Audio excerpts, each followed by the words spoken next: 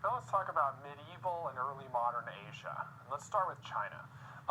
During the 1200s, medieval China fell under the control of the Mongol Empire, which was the largest contiguous empire in the history of the world. So in terms of geographical region that it took up, it's the largest empire in the history of the world. So it existed during medieval times, or the Middle Ages, but it was larger than any in ancient times and larger than any in modern times. It was the biggest, period. And it was the empire of Genghis Khan and his successors, his sons, most notably probably Khufu Khan. And basically it conquered almost the entirety of Asia and part of Eastern Europe. The only part that you see it didn't conquer really was India, because it was hard to move into that region because of the mountain ranges. But it conquered most of that region, and the reason they were able to do that was twofold. One, they had a sort of advanced military technology, which doesn't seem that advanced to us today, but at the time really made them very effective warriors. They fired a bow and arrow from horseback. So firing bow and arrow from horseback, mounted cavalry with bow and arrow, was a very effective fighting method, and they were very good at using this to defeat other armies. The other reason that they were able to be so effective is because of the way they governed the regions they conquered. Instead of trying to install their own governments in those regions, which would have been very expensive and very difficult, they basically let the existing rulers continue to rule. They said, we've conquered you, but if you'll acknowledge our authority, we'll let you continue to rule in your region. All you have to do is pay us tribute. And by tribute, they meant a significant tax. So they would pay this tax or tribute to the Mongols, which funded the continued military campaigns of the Mongol Empire. So it was a really smart system that they had for governing these regions. So that, coupled with their military technology and fighting abilities, really allowed them to be very effective in conquering this huge, huge region. During the Ming Dynasty, which lasted from 1300 to 1600 AD, the Mongols were finally ousted from China. So toward the end of medieval times, the Mongols were ousted from China, and after that, China practiced primarily an isolationist policy. It didn't have a lot of trade or cultural exchange with the outside world during that period. Now let's switch over and look at Japan. Early Japan borrowed heavily from Chinese politics and culture, but Japan began to develop its own distinct identity during the Heian era, during which, at the beginning of which, around 800 AD, a capital was established to rule over the whole of Japan, essentially, in the city of Heian, or what would later be called Kyoto.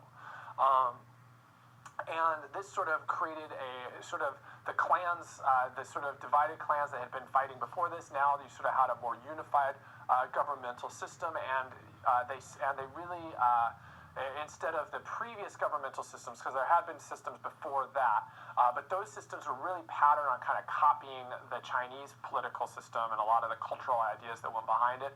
During this era, they sort of started to develop their own unique identity, their own unique political systems, etc. And in feudal Japan, under feudalism, which we'll talk more about the feudal system in other slides, but in feudal Japan, the emperor held little real power.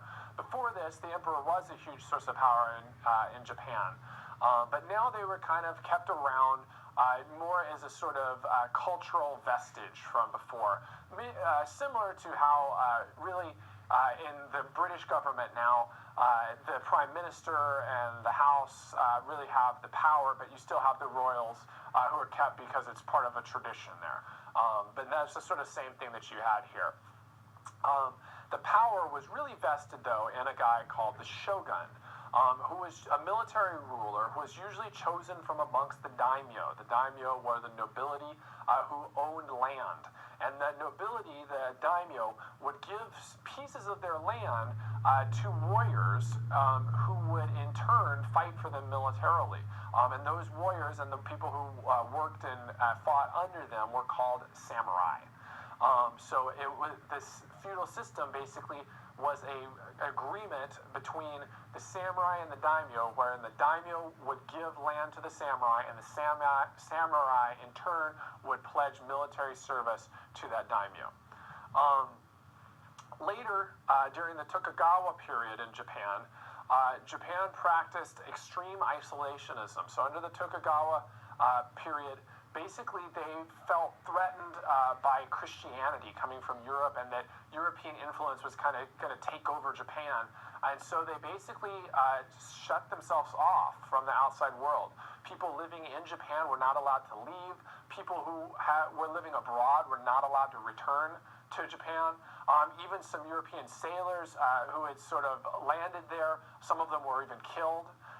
The only Europeans really that were allowed to have a continued influence and presence were the Dutch. And the reason was because the Dutch really had not been trying to spread Christianity the way a lot of the other European civilizations or societies had.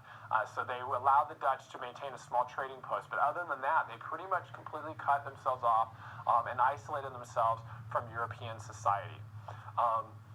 So those are some interesting aspects of the Japanese society during this time.